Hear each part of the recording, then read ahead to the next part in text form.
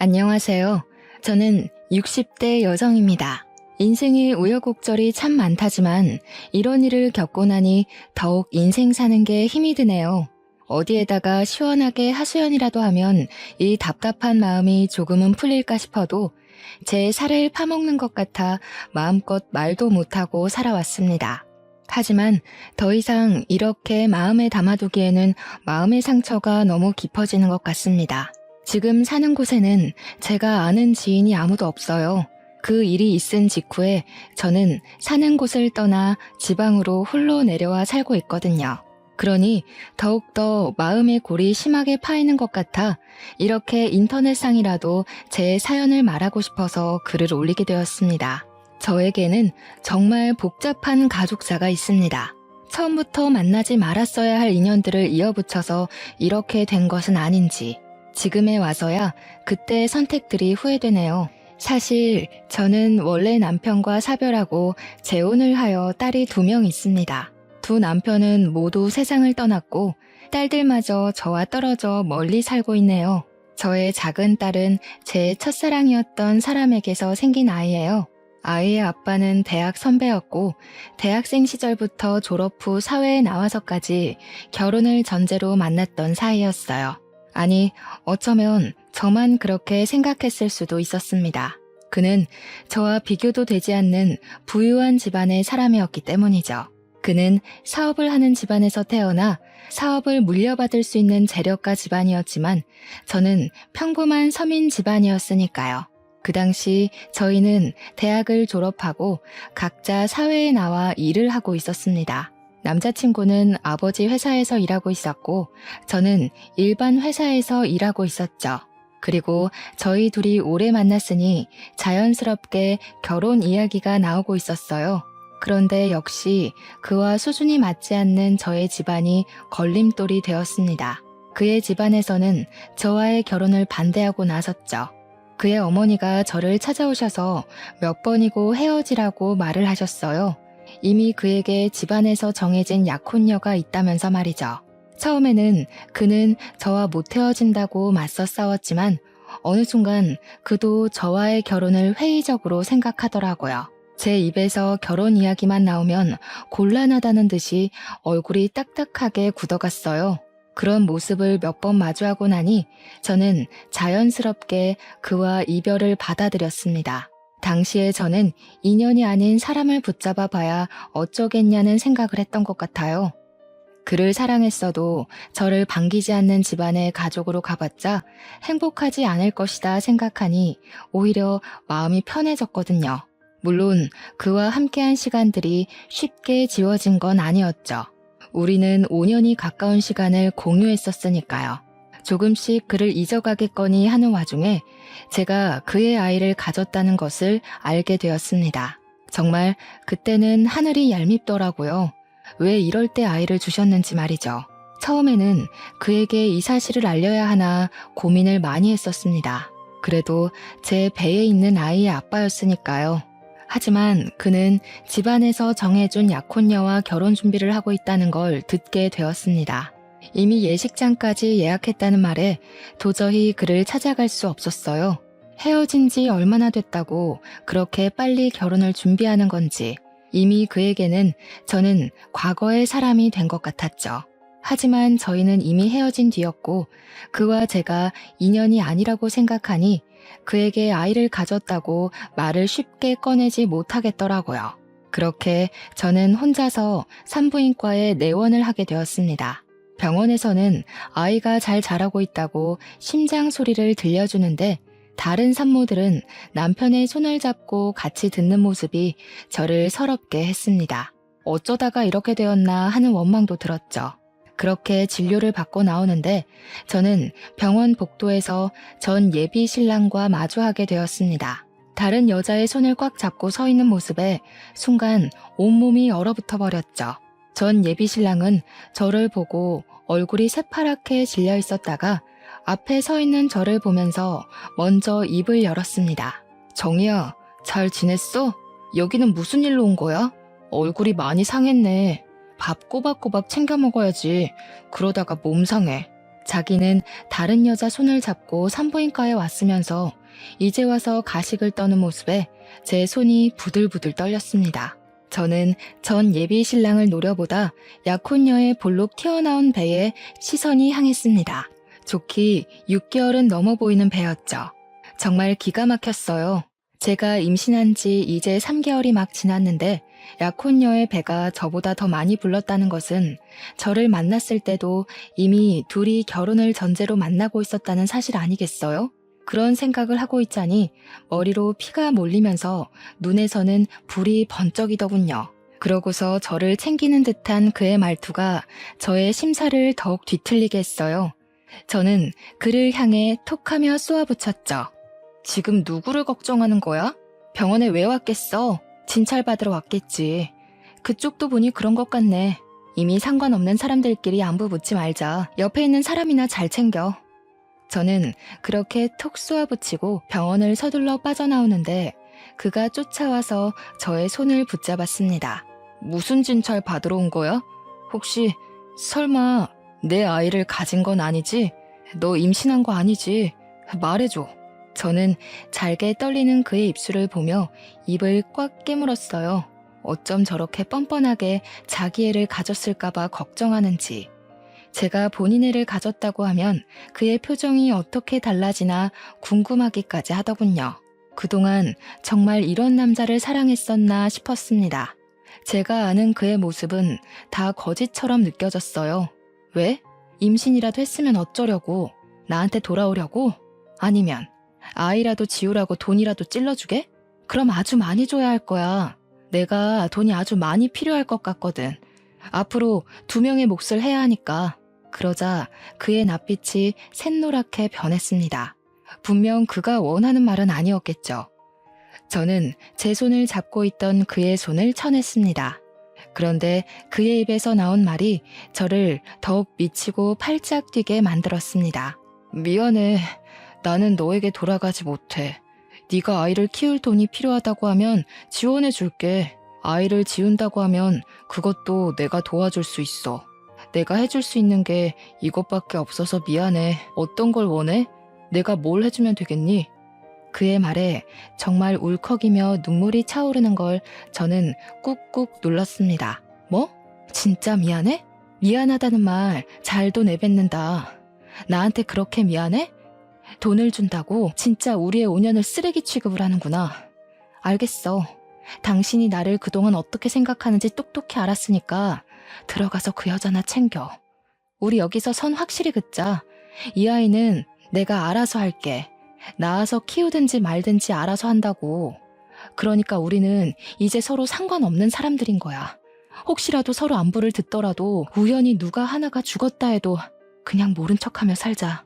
난 이제 너랑 할 말 없어. 저는 그 자리를 서둘러 떠났습니다. 그러자 눈물이 밀려오더라고요. 이미 정리된 감정이라고 생각했는데 그렇게 그의 입으로 그런 말을 들으니 다시 심장을 후벼 파는 게 너무 아파졌습니다. 집으로 돌아와서는 이제 뱃속의 아이를 어떻게 해야 하는지 걱정했습니다. 아이를 홀로 키울 자신이 안 섰거든요. 아버지 없는 아이라고 손가락질 받으며 클 아이도 미혼모로 살아갈 제 자신도 어느 것 하나 감당할 자신이 없었습니다.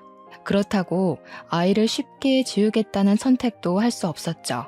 아무에게도 말 못하는 날들이 길어질수록 세상에 고립당하는 기분이었어요.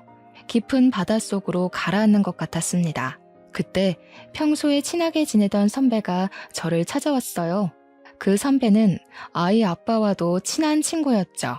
정희야, 어떻게 된 거야?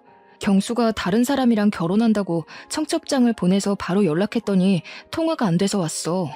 너희 둘한테 무슨 일이라도 있었던 거야? 경수가 왜 네가 아니라 다른 사람하고 결혼하는 거냐고. 저는 선배에게 고개를 푹 숙인 채 묵묵부답으로 일관했어요. 도저히 말이 안 나오더라고요. 저도 이해를 못하겠는 상황을 선배에게 뭐라고 설명해야 할지 감도 안 섰습니다. 하지만 우리의 연애를 처음부터 지켜봐왔던 선배에게 우리의 끝을 알려주는 게 예의 같았어요. 선배, 어쩌다 보니 그렇게 되었어요. 그 여자는 집안에서 엮어준 약혼녀래요. 뭐, 선배도 알다시피 저랑 경수 오빠 집안 차이가 너무 많이 났잖아요. 어차피 이어지기 어려운 사람들이었어요. 그래서 헤어졌다는 말이야? 그래도 둘이 만난 시간이 있는데 이건 너무 갑작스럽다. 그래서 얼굴이 그렇게 상한 거야? 너는 경수가 다른 사람하고 결혼해도 괜찮아? 너 경수 많이 좋아했잖아. 인연이 아닌 사람을 붙잡아봐야 뭐 하겠어요. 저는 이미 마음 정리했어요.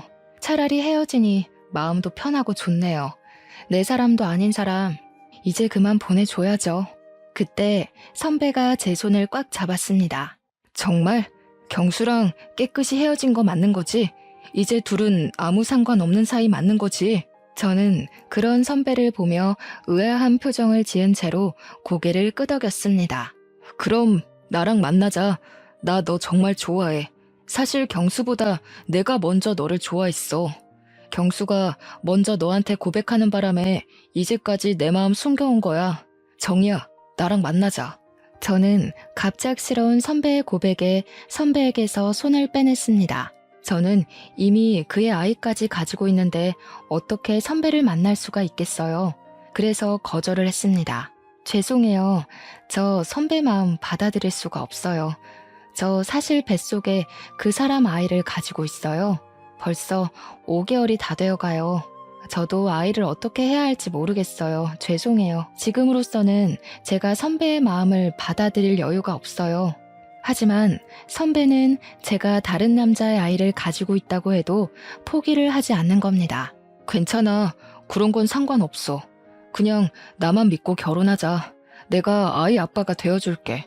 정말 자신 있어. 내 아이처럼 키울 자신 말이야. 아니, 내 아이야. 정이야, 나랑 결혼하면 행복하게 해줄게. 진짜 내가 최선을 다할게. 결국 저는 자리에서 벌떡 일어났죠. 정신 나갔어요? 지금 무슨 말을 하는 거예요? 누구 애인지 알면서 그런 말이 나와요? 선배 친한 친구의 아이예요. 그런데도 지금 저랑 결혼하자고 말하는 거예요? 선배 제정신 아니죠? 술이라도 마신 거예요? 나 제정신이야. 그럼 아빠 없이 혼자 아이를 키울 셈이야? 그럴 자신 있어? 벌써 5개월이라며. 이제까지 결정 못해서 아이를 뱃속에 그대로 둔 거 아니야? 너도 아이 지울 수 없어서 그런 거잖아. 그럼 나 믿고 나한테 기대도 돼. 지금 하는 말 전부 진심이야. 내가 지난 5년 동안 너한테 이 말 한마디 못해서 널 놓친 걸 얼마나 후회했는지 아니? 이제 안 놓칠 자신도 있고 너를 책임질 능력도 있어. 계속 제게 매달리는 선배를 보며 입을 다물 수 없었습니다. 하지만 누구에게도 말 못한 채 혼자 끙끙 앓아야 했던 고통을 선배는 다 알아주는 것 같았어요. 그래도 어떻게 친구의 아이를 키우겠다는 정신나간 선배의 말을 들을 수가 있을까요? 저는 말도 안 된다며 뒤를 돌아 집으로 들어갔습니다. 그런데 선배는 정말 저랑 결혼이라도 할 생각인 것처럼, 아니, 제 뱃속의 아이가 자신의 아이라도 되는 것처럼 저를 챙겼습니다. 선배는 매일 저희 집으로 찾아와 끼니를 챙기고 몸 상태를 살폈습니다. 그동안 너무 외롭고 무서워서였을까요? 저는 그런 선배에게 기대고 싶어졌습니다. 선배가 내미는 손을 잡고 싶었어요. 아무것도 없는 칠흑같이 깊은 바닷속에 빛이 나타난 것처럼 그는 빛이 났습니다. 저는 제 앞에 밥상을 차려 가져온 선배를 물끄러미 쳐다봤어요. 정말 나 끝까지 책임질 수 있어요? 길 가다가 나 안 버릴 자신 있어요? 내가 손 잡으면 끝까지 같이 갈 용기는 있는 거예요? 마음속에서 비롯된 불안과 걱정이 깔린 질문을 듣더니 선배는 제 손에 숟가락을 쥐어주다가 저를 와락 껴안았습니다. 처음부터 그럴 생각 아니었으면 말도 안 꺼냈어. 걱정하지 마. 끝까지 가자. 길 잃지 않게 내가 손 꼭 잡고 갈 테니까 나만 믿고 따라와. 선배는 말 그대로 제 손을 꽉 붙잡고 본인 집으로 가서 제가 자신의 아이를 가졌으니 결혼을 하겠다고 말을 하더군요. 당당하게 그렇게 말하는 그의 모습에 저는 정말 뱃속의 아이가 그의 아이가 된 것 같았어요. 처음 선배의 부모님은 당황하시다가 완곡한 선배의 모습에 저를 받아들이셨어요. 정말 그의 말대로 그는 제 손을 꽉 쥐고 놓지 않았습니다. 그리고 저희는 결혼하고 부부가 되었죠. 남편은 제 딸아이를 정말 자신의 친딸처럼 예뻐했어요. 딸아이를 안아들고 어떻게 당신과 이렇게 쏙 닮았는지 모르겠다고 활짝 웃는데 그런 그를 사랑하지 않을 수가 있었을까요? 이미 남편의 머릿속에는 제 딸아이는 정말 그의 아이였던 거죠. 저도 그에게 최고의 아내가 되기로 다짐했습니다. 그를 사랑하고 의지하며 저의 등대로 여기면서 그의 뒤를 따라가기로 했죠. 그 뒤로는 모든 게 완벽하고 평화로웠어요. 그냥 이대로만 살아갔으면 좋겠다고 생각했습니다. 사실 그에게 정말 그를 닮은 아들 하나를 안겨주고 싶었는데 결혼 3년이 다 되도록 우리에게 둘째는 허락이 되지 않았어요. 그러다 그와 결혼한 지 3년이 되었을 때 저에게 끔찍한 일이 생기고 말았습니다. 그는 갑자기 지방으로 출장을 가게 되었다고 하는 겁니다. 원래 자신이 가야 할 출장이 아닌데 가기로 한 사람이 모친상을 당해서 자신이 가게 되었다고 했죠. 그런데 저는 남편을 그 출장에 너무 보내기 싫었어요. 가슴속 깊이 그를 보내면 안 된다는 불안감이 엄습해 왔거든요. 남편이 가방에 짐을 싸면 제가 다시 풀고 또 풀어헤치기를 반복했어요. 왠지 가방 안에 그의 짐들을 넣으면 안 될 것 같은 겁니다. 그 출장 꼭 가야 해? 안 가면 안 돼? 여보, 왠지 나 불안해. 일도 손에 잡히지 않고 그냥 급한 일 생겼다고 안 가면 안 돼? 남편은 그렇게 불안해하는 저를 보며 꽉 끌어안고 등을 토닥였습니다. 어이구, 우리 마누라가 나랑 헤어지기 싫어해서 어쩌지? 그런데 나 말고 갈 사람이 없어. 이미 나도 다른 사람 보내면 안 되냐고 했는데 정말 나 말고 갈 사람이 없더라고. 금방 다녀오는 거니까 보고 싶어도 조금만 참아. 응? 나도 당신이랑 헤어지기 싫다. 그런 남편을 보고도 저는 불길한 느낌이 들어 얼른 그를 꽉 끌어안았어요. 정말 보내기 싫은데 너무 마음이 찝찝하고 불안해. 정말 하루면 돌아오는 거지? 금방 다녀오는 거 맞지? 남편은 미소를 지으며 금방 온다고 걱정하지 말라고 말하면서 짐을 챙겨 밖을 나섰어요. 아마 저는 그날 그가 다시 내 곁으로 돌아오지 않을 것을 이미 알고 있었는지도 몰라요. 그를 그렇게 보내지 말았어야 했다는 것이 이렇게 큰 후회로 남았으니까요. 아무튼 다음날 남편이 출장지에서 출발하기 전에 저녁은 집에서 먹을 수 있겠다고 전화를 했습니다. 여보, 일이 일찍 끝났어. 이제 출발하려고. 저녁은 집에 가서 먹을 수 있겠는데 걱정하지 말고 기다리고 있어. 금방 갈 테니까. 알겠지? 우리 딸한테도 아빠가 금방 간다고 이야기해주고 서두르지 말고 안전운전해서 와요. 또 급하게 오지 말고. 맛있는 거 해놓을게. 당신 좋아하는 갈치조림이나 할까 보다. 시장에 다녀와야겠어요. 그와 전화를 끊은 뒤 딸의 손을 잡고 시장에 가서 싱싱한 갈치를 사와 저녁을 준비했습니다. 갈치조림에 들어갈 양념을 다 하고 냄비를 가스레인지에 올려두려는데 집 전화가 요란하게 울리는 겁니다. 평소에 그 시간에는 전화가 올 곳이 없어서 의아해하며 저는 전화를 받았습니다. 여보세요? 김민재 씨 아내 되시나요? 지금 바로 병원으로 오셔야겠습니다. 10중 추돌 사고로 김민재 씨가 돌아가셨어요. 와서 본인 확인을 하셔야 할 것 같습니다. 저는 순간 손에서 수화기를 놓치고 말았습니다. 저는 경황도 없이 딸아이의 손을 잡고 허겁지겁 병원으로 달려갔죠. 병원에 도착하니 그곳은 이미 아비규환이었습니다. 여기저기 소리치는 소리와 울음소리가 뒤섞여 들렸어요. 저는 지나가는 병원 직원을 붙잡고 남편이 어디 있는지 물었습니다. 저는 직원을 따라 병원 지하에 있는 영안실로 갔습니다. 서늘한 영안실로 들어서니 그 앞에 차가운 침대에 흰 천이 덮여 있더군요. 영안실 직원이 저를 보고 눈앞에 흰 천을 걷어냈습니다. 흰 천 아래는 정말 제 남편이 누워 있었습니다. 정말 믿기지 않았어요. 아까 전만 해도 통화를 하며 걱정 말라고 했던 사람이었는데 두 눈을 꼭 감은 그에게 다가갔습니다. 저는 손을 들어 차가운 그의 얼굴을 쓰다듬고 어깨를 흔들었습니다. 여보, 나왔어. 왜 여기 있는 거야? 돌아온다고 약속했잖아. 그런데 왜 여기 있는 거야? 내 손 안 놓는다며. 당신만 따라서 오라며. 그런데 이렇게 여기 있으면 어떡해. 일어나. 눈 뜨라고. 처절하게 울부짖는 소리에도 그는 이미 차갑게 식어 눈을 뜨지 않았습니다. 저는 어이없게 남편을 떠나보내야 했어요. 한 줄기의 빛이었던 나의 전부가 그렇게 무너져 내리고 말았습니다. 다시 모든 빛이 사그라들었죠. 망망대해 속 갈 길을 잃은 저는 멍하니 남편의 영정을 바라보았습니다. 사진 속 그는 저렇게 활짝 웃는데 이제 다시는 그 모습을 볼 수 없다는 것이 너무 서러웠어요. 그래도 제 손을 꽉 잡는 어린 딸을 보며 저는 다시 살아야 했습니다. 저에게는 책임져야 할 생명이 있으니까요. 그러자 딸아이는 저에게 화장실을 가고 싶다고 조르더군요. 저는 눈물을 닦아내면서 아이의 손을 잡고 몸을 일으켜 복도로 나섰습니다. 화장실을 다녀오는 길에 뒤에서 정이야 부르는 소리가 들리는 겁니다. 제가 뒤를 돌아보니 저를 버리고 간 그 남자가 상복을 입고 서 있었습니다. 그도 손에 제 딸아이의 또래로 보이는 여자아이가 상복을 입고 서 있더군요. 순간 산부인과에서 마주친 그의 아내의 모습이 머릿속에 스치더군요. 그의 딸아이였던 거죠.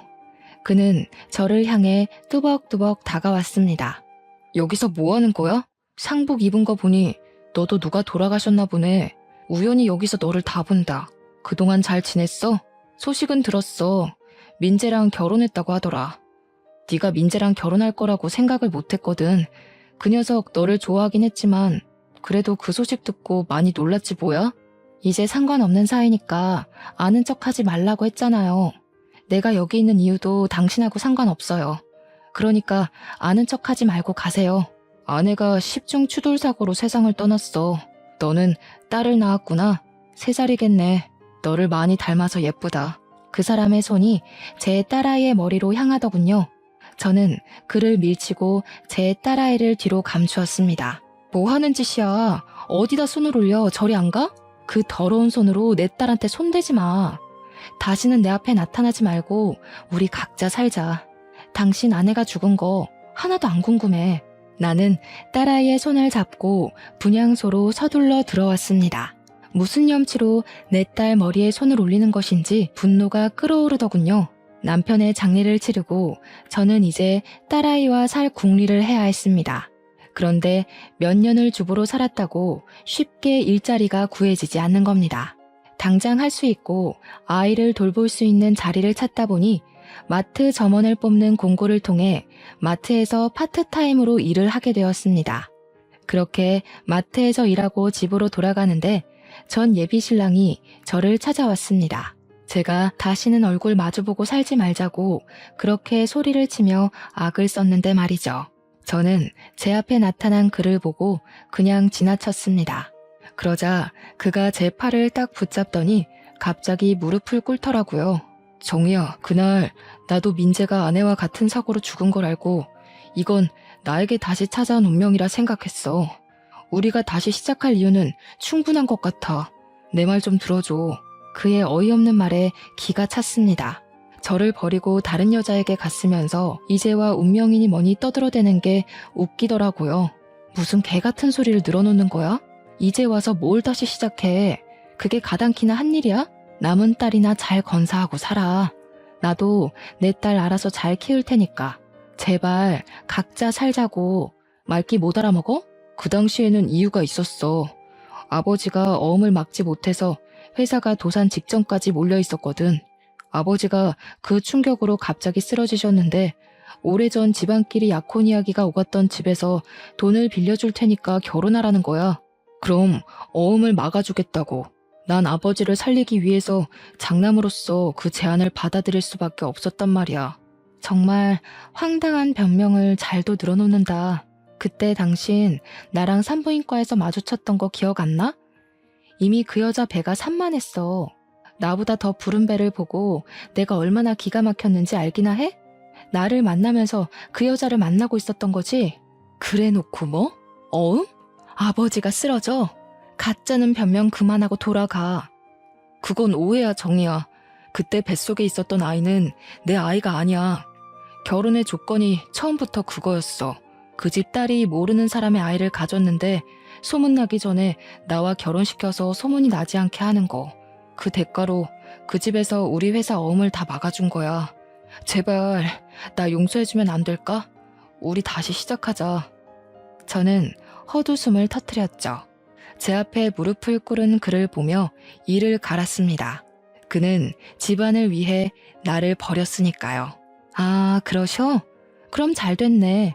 어차피 겨우 그런 조건으로 나도 버리고 내 딸도 버린 거니까.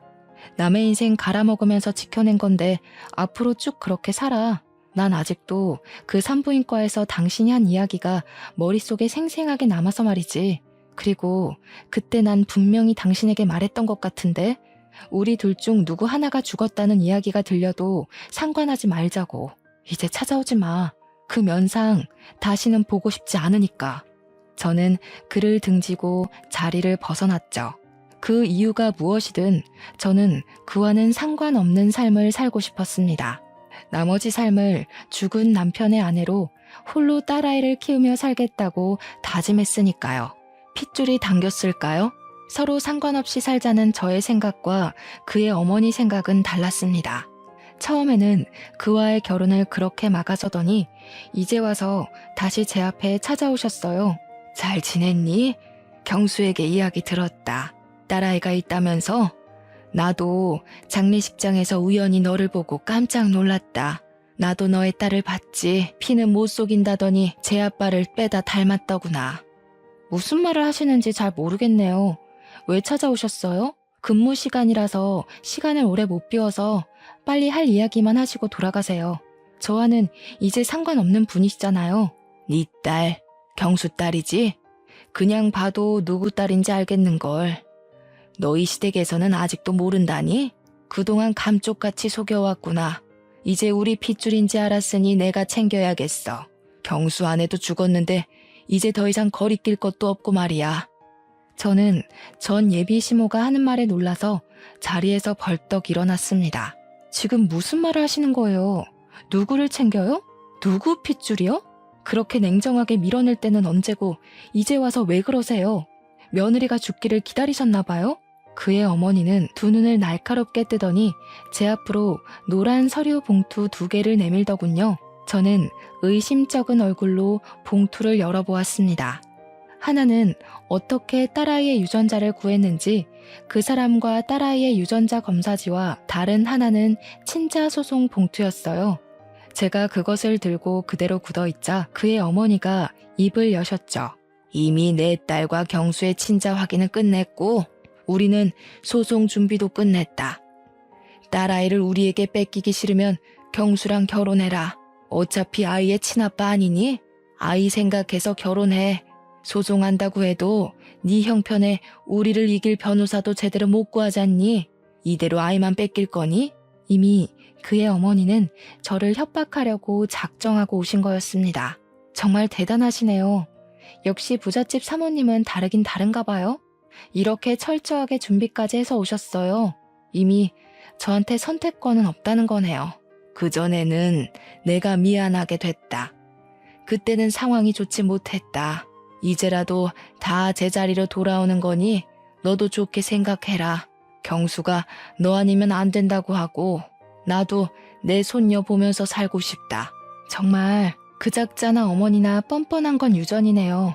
지우라고 돈 준다고 할 때는 언제고 제가 이제 와서 댁 아들이랑 살고 싶겠어요? 빼앗기기 싫으면 결혼을 하라고요? 참나, 어떻게 다 제자리로 돌아가는 거라고 말을 하실 수 있어요? 제 머리로는 이해가 되지 않네요. 저는 딸아이를 뺏기지 않기 위해 그 사람과 결혼을 해야 했어요. 제가 계속 결혼을 거부하면 그 사람은 정말 소송을 해서라도 딸아이를 데려갈 사람들이었으니까요. 결국 저는 그와 결혼을 하고 말았습니다. 이렇게 강제로 이어붙인 결혼 생활이 좋을 리가 없었죠.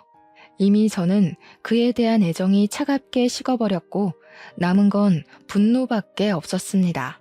그는 그래도 저에게 잘 보이려고 노력을 하더라고요.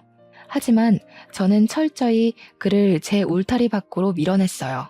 그가 제 옆에 다가오면 저는 제 딸아이를 안고 방 안으로 들어가 버렸죠. 그런데 약혼녀가 낳은 그 어린 딸이 제 입안에 사탕처럼 구는 겁니다. 그 어린아이가 얼마나 눈치를 보고 살았는지 제 표정 하나에도 눈치를 살피는 게 보이는 겁니다. 아이가 무슨 죄가 있겠어요? 저는 그 아이를 꽉 끌어안아 주었더니 그 아이 입에서 엄마가 와서 너무 좋다고 하는 겁니다. 저는 그의 딸을 저의 큰딸로 받아들였습니다. 아이는 죄가 없으니까 말이죠. 나중에 그에게 넌지시 들은 말로는 큰딸의 친엄마는 아이에게 애정이 하나도 없었다고 합니다. 아이는 거의 그가 돌보고 친엄마는 다른 남자랑 놀기 바빴다고 하네요. 그날의 사고도 다른 남자와 여행을 다녀오다가 사고가 나서 세상을 떠났다고 하더군요. 가여운 이야기를 들어서인지 제 입에 사탕처럼 굴어서인지 저는 제 딸보다 큰 딸을 더 끼고 살았던 것 같아요. 제 남편이 된 그 사람도 두 아이에게 차별 없이 잘하려고 노력을 하더라고요. 그런 모습을 보는데 그의 인생도 참 기구하다고 생각이 들었습니다.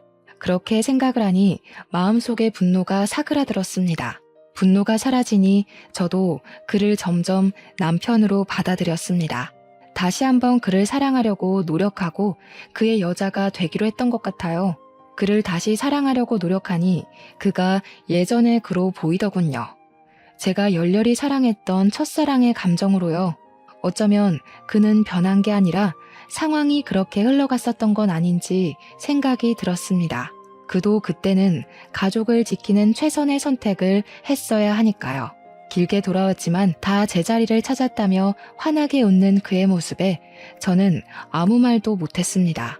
그 순간에도 저는 마음 한구석을 지금의 남편에게 내어주었습니다. 이렇게 행복을 찾아가도 되는 건지 하늘로 떠난 전 남편에게 미안해졌습니다. 그렇게 제 마음속에는 두 남자가 공존한 채로 세월은 흘러갔습니다. 두 딸은 다행히 무럭무럭 잘 자라고 공부도 꽤 잘해서 우리의 자랑거리였어요. 그렇게 둘 다 대학에 가고 성장하자 제 역할을 어느 정도 한 것 같아서 안심되었습니다. 부모 역할을 참 잘해낸 것 같았죠. 그런데 아이들이 느끼기에는 부모의 역할이 부족했던 걸까요? 큰아이에게 문제가 조금씩 생기고 있다는 걸 저희는 알아차리지 못했습니다. 큰딸은 미술을 전공했기에 대학에 들어가자 유학을 보내려고 했는데 큰딸이 유학을 가기 싫다고 우는 겁니다. 왜 안 가겠다고 하는 거야? 국내에서 그림을 배우는 것보다 유럽에 가서 공부하는 게 네 커리어가 쌓이는데 더 도움이 된다니까? 지금 다녀와야 해. 너무 늦으면 시간이 아깝잖아. 엄마랑 같이 가면 안 돼? 혼자는 무섭단 말이야. 엄마, 나랑 같이 가자. 응? 같이 가면 안 돼? 혼자는 싫어. 엄마랑 안 가면 나도 안 갈 거야. 엄마는 여기에 있어야지. 동생도 아직 여기에 있고 아빠도 챙겨줘야 하잖아. 먼저 가 있어. 엄마가 자주 가서 너 챙겨줄게. 평생 있는 것도 아니고 몇 년만 있는 거잖아. 그러자 큰딸은 얼굴색이 갑자기 새빨개지더니 입을 꽉 닫아버렸습니다. 그 뒤로 말도 거의 안 하고 지내는 겁니다. 저는 딸아이가 걱정되어 무슨 일이냐 물어봐도 아이는 제가 자신을 사랑하지 않아서 그런다고 말을 하는 겁니다. 큰 딸아이에게 내가 너를 얼마나 사랑하는데 그런 이야기를 하느냐고 해도 아이는 더욱 말을 하지 않았어요.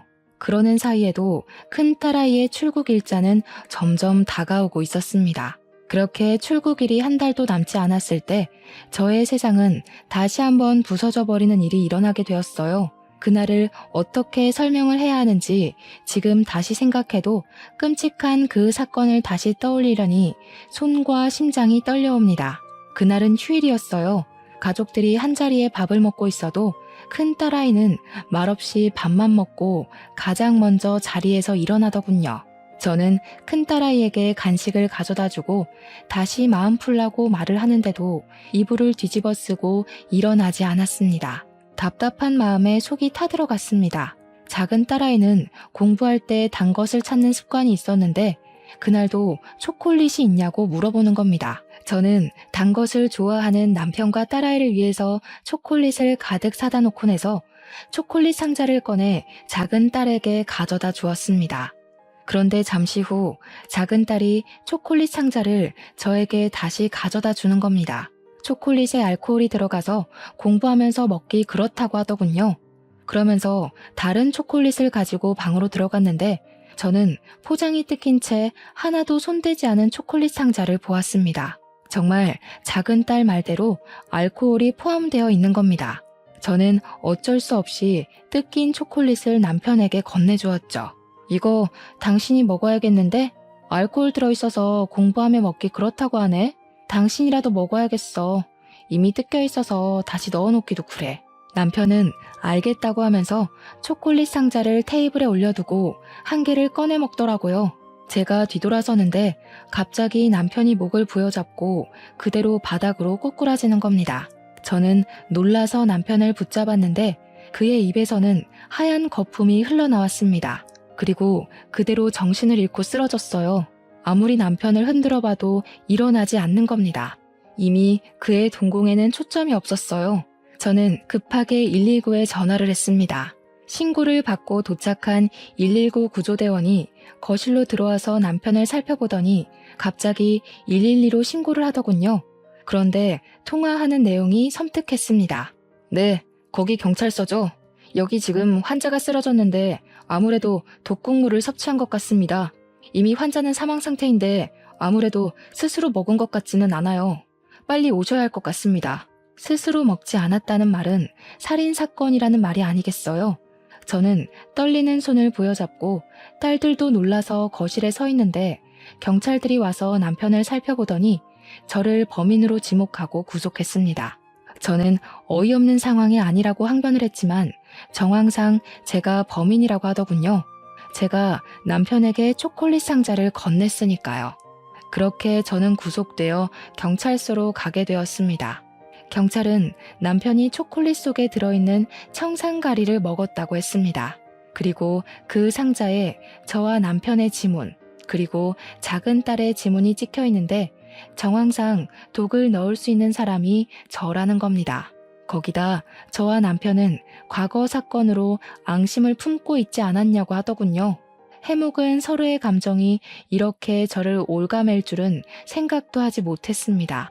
하지만 저는 아무 말도 하지 못했어요. 제가 아니라고 하면 두 딸 중에 하나가 남편을 죽인 거니까요. 작은 딸은 아무 말 하지 않는 저를 보며 경악을 하더군요. 엄마, 정말 엄마가 아빠를 죽인 거야? 왜? 그거 처음에 나 먹이려고 한 거잖아. 그럼 나도 죽이려고 한 거야? 엄마가 어떻게 나한테 이럴 수가 있는 거야. 도대체 왜 이런 일을 벌인 건데? 저는 딸에게 아무 말도 못했습니다. 제가 둘 중에 누가 범인인지 특정하지 못하는 사이에 큰딸은 작은 딸을 범인으로 지목을 하는 겁니다. 야, 웃기지 마. 네가 아빠 죽인 거잖아. 엄마가 평소에도 너 공부할 때 초콜릿 챙겨줬는데 왜 엄마가 범인이라고 하는 거야? 엄마가 바보야? 네가 아빠 죽인 거지? 네가 초콜릿 안 먹고 다시 엄마한테 줘서 이렇게 된 거고 평소에도 너 아빠한테 불만 많았잖아. 엄마는 단 거 안 먹으니까 뜯어진 초콜릿을 당연히 아빠한테 가져다 줄 거 알고 있었던 거지? 순간 머리가 아득해지더군요. 작은 딸은 소리를 꽥 지르며 자신은 아니라고 울었습니다. 그 소란 틈에 경찰들은 작은 딸 방에서 청산가리 가루와 초콜릿에 넣은 주사기를 발견했다면서 내미는 겁니다. 저는 믿을 수가 없었어요. 작은 딸이 친아빠를 죽인 것이니까요. 저는 작은 딸을 붙잡고 물어보았습니다. 정말 네가 아빠를 죽인 거야? 아니지, 아니라고 말해. 어서, 너는 잘못 없다고. 작은 딸은 정말 자신이 하지 않았다고 눈물을 흘렸습니다. 나 정말 아니야. 내가 왜 아빠를 죽여? 평소에 새아빠를 좋아하면 친아빠한테 미안해서 그런 거였어. 새아빠가 나한테 잘해줄 때마다 거부감이 들었지만 죽일 정도로 새아빠를 미워하거나 싫어하지 않았어. 저는 당시에 작은 딸에게 친아빠가 누구인지 말해주지 않았습니다. 그때는 바보같이 저는 전 남편이 딸아이를 친딸처럼 사랑했으니 그의 딸로 남겨두는 게 그와의 마지막 의리라고 생각했어요. 전 남편이 죽었을 당시에 딸은 3살밖에 되지 않았으니 그를 기억하고 있을 거라고 생각하지 못했죠. 그런데 딸아이는 전 남편을 아주 생생하게 기억하고 가슴에 남겨두고 있었더라고요. 저는 작은 딸아이를 안고 눈물을 흘렸습니다. 그리고 새아빠가 네 진짜 친아빠라고, 네가 알던 그 친아빠는 진짜 친아빠가 아니라고 말했어요. 그리고 미리 말해주지 못해서 미안하다고 했습니다. 드디어 작은 딸에게 진실을 다 고백한 거죠. 그런데 갑자기 경찰들이 제 옆에 앉아있는 큰딸아이의 손에 수갑을 채워 넣으며 살인 용의자로 구속하겠다고 하는 겁니다. 작은 따님 방에서 찾은 범행에 사용했던 주사기 안쪽에서 큰 따님의 지문이 발견되었습니다. 다른 곳은 다 잘 닦았는데 안쪽에 남아있던 것은 미처 못 닦아냈나 보더군요.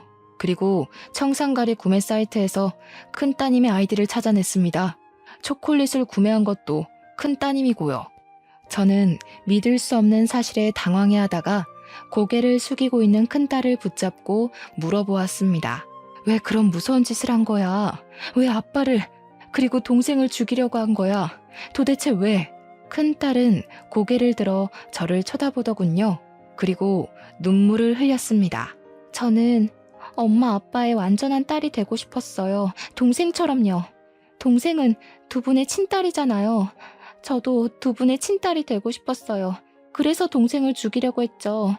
동생만 사라지면 제가 두 분의 유일한 딸이 되는 거잖아요. 그런데 그 초콜릿을 아빠가 먹을 줄은 몰랐어요. 청산가리를 넣기 편해서 안에 알코올이 들어있는 초콜릿을 주문한 건데 공부할 때는 알코올이 든 건 안 먹을지 몰랐거든요. 그런데 그건 어떻게 알았니?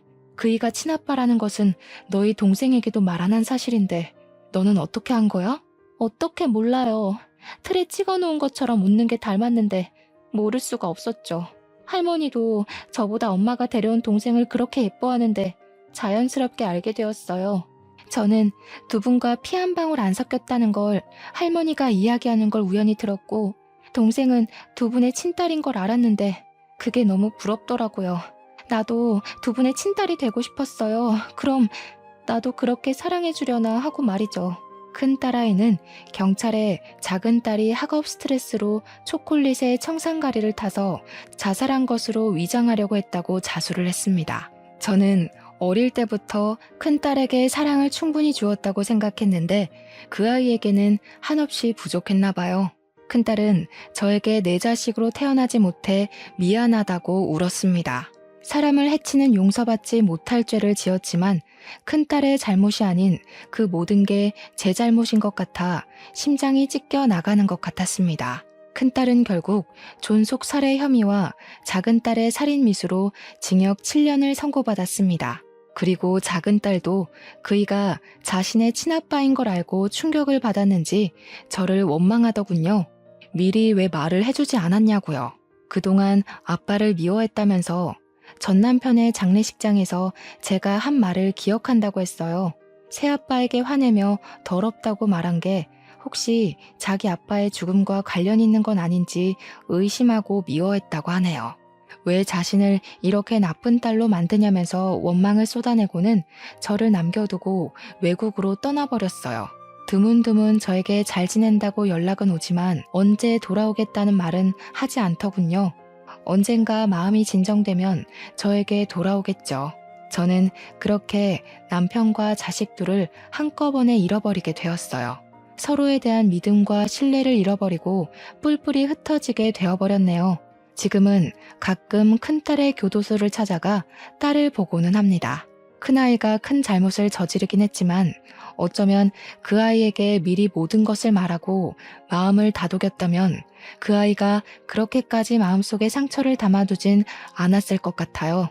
다시는 이 가족이 전처럼 완전할 수는 없겠지만 어쩌면 처음부터 만나지 말아야 할 사람들이 만나면서 어긋나 버린 것은 아닌지 생각합니다. 끊어진 인연은 이어붙이지 않았다면 모두 잘 지냈을까 하고 말이죠. 글을 쓰면서도 다시 마음이 아프네요. 여러분도 혹시라도 끊어낼 인연이 있다면 다시 한번 생각하고 또 생각해 보시고 어떤 것이 좋을지 잘 생각하고 이으셨으면 좋겠습니다. 긴 글 읽어주셔서 감사합니다.